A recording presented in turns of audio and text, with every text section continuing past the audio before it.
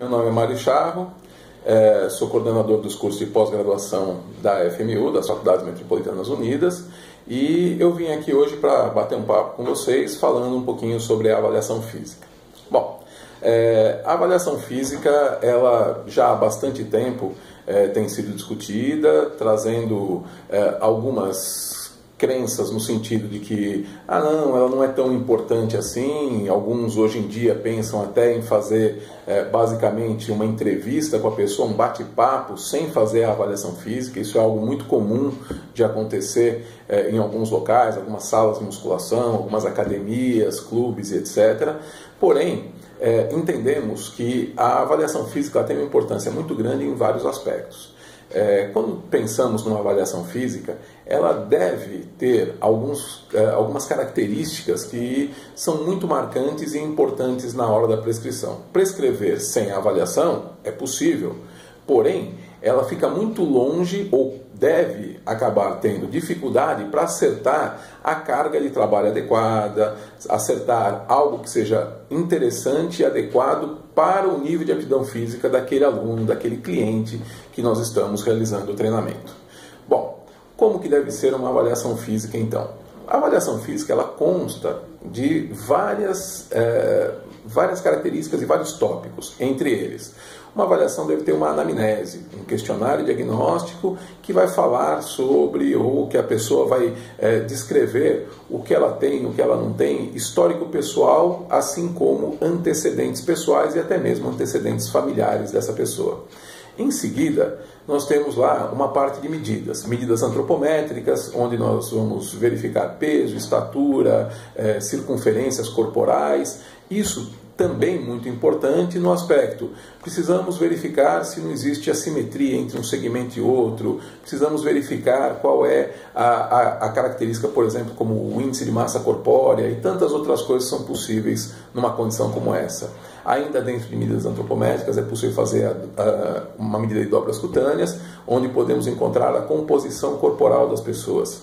Além disso, temos análises possíveis de serem feitas, como análise postural, por exemplo, que podem ser identificados problemas posturais em que o profissional, na hora que faz o acompanhamento, ele deveria usar isso como critério para evitar exercícios que possam prejudicar este problema postural, ou até mesmo pensar em exercícios que podem fortalecer determinados grupos musculares na intenção de evitar o prejuízo ou que esse problema postural acabe aumentando.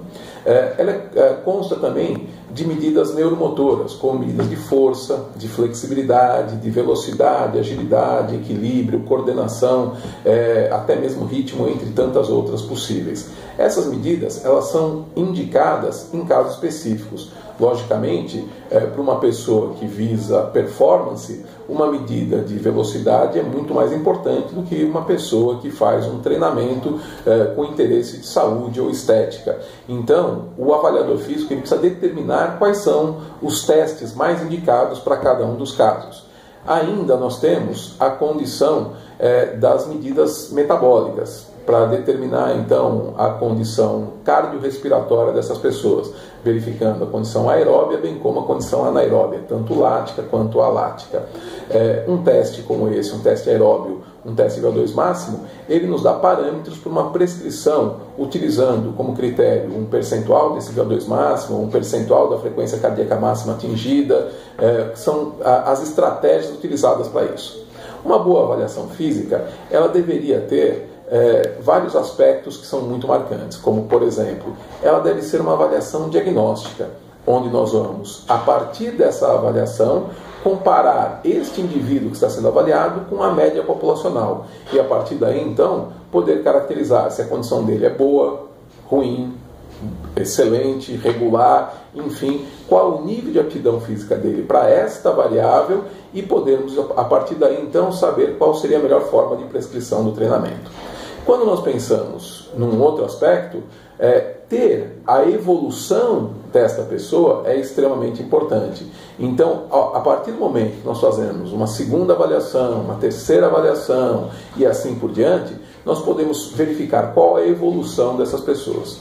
Um profissional que já está há algum tempo no mercado e já avaliou muitas pessoas, ele leva vantagem em relação a vários aspectos, como, por exemplo, ele consegue ter uma média do grupo dele. E isso viabiliza, por exemplo, ele saber como que este aluno, este cliente em especial, está respondendo em relação aos demais. Ou seja, se eu sei que na média de uma primeira avaliação, de uma segunda avaliação para a terceira, um aluno meu, um cliente meu, ele costuma evoluir algo em torno de 40% na sua força muscular, nós poderíamos pegar esse novo cliente, ver qual foi a evolução dele e comparar. Olha, na média, os meus clientes evoluem 40%, você evoluiu 30%.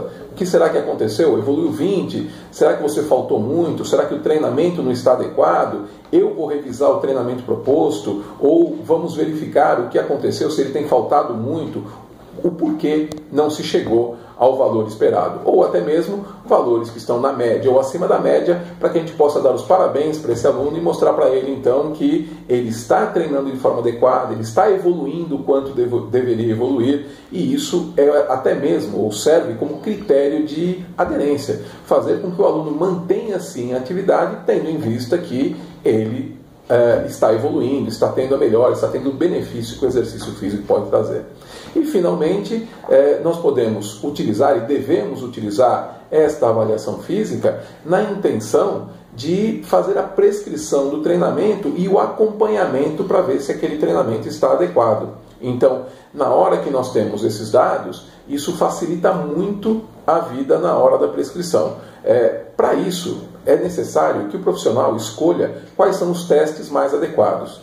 De maneira bastante simples, já que nós usamos a força como um critério. Se eu fizer um teste de força, onde eu vou fazer 1 minuto de exercícios abdominais, talvez esse teste ele seja adequado em alguma situação, mas em outra talvez não. Se eu estou pensando em prescrever um treinamento dentro de uma sala de musculação e eu utilizar um protocolo em que a pessoa vai fazer durante 1 minuto, talvez o número de repetições fuja muito do número de repetições que vai ser utilizado com ele na sala de musculação. Isso é um problema. Problema por quê? Porque eu perco a característica de qual é a manifestação da força que está sendo treinado e acabo, então, tendo dificuldade de usar ele como critério na hora da prescrição. Então, utilizar um teste de 1 repetição máxima ou um teste de repetições máximas na sala de musculação talvez seja mais interessante do que utilizar um teste de 1 minuto numa situação como essa que foi exemplificada. Porém, para um aluno numa escola, o teste de 1 minuto abdominal talvez seja um teste interessante que atenda às necessidades naquela condição. Então, cabe ao profissional escolher quais são as medidas, os testes mais adequados para que a prescrição seja a mais fiel e adequada possível.